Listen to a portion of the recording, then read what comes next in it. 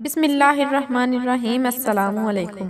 ایک مولانا صاحب فرماتے ہیں کہ میں ایک جگہ جا رہا تھا کہ ایک ماں جی نے مجھے روک لیا۔ کہنے لگیں، مولانا صاحب معاف کرنے کا بھی کوئی وظیفہ ہے کہتے ہیں؟ میں بڑا حیران ہوا کہ اماں جی نے کیا بول دیا۔ فرمانے لگی، میرے 3 بیٹے ہیں، میں جوانی میں بیوہ ہو گئی۔ میں نے اپنے بچوں کی خاطر اپنی دوسری شادی نہیں کی، محنت کر کے ان کو پڑھایا، کبھی انہیں کسی چیز کی کمی محسوس نہیں ہونے دی۔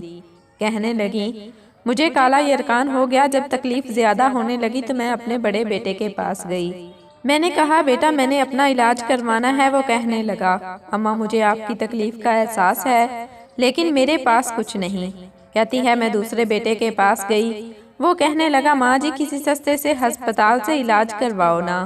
میں اپنے چھوٹے بیٹے کے پاس گئی، جس کو میں نے بڑے لاڈ سے پالا تھا، وہ سب سے زیادہ کماتا تھا۔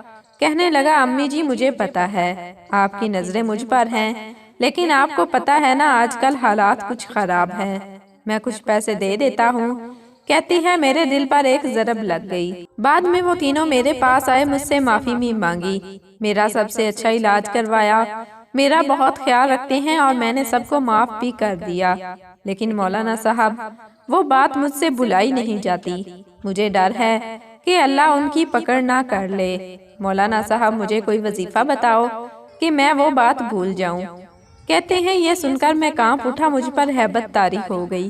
وہ الفاظ بار بار میرے ذہن میں آ رہے تھے کہ مولانا صاحب کوئی وظیفہ بتاؤ کہ میں انہیں معاف کر سکوں۔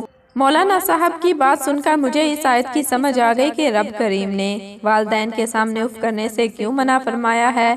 آج والدین سے ہمارا سلوک کیا ہے، ہمیں خود سوچنا چاہیے۔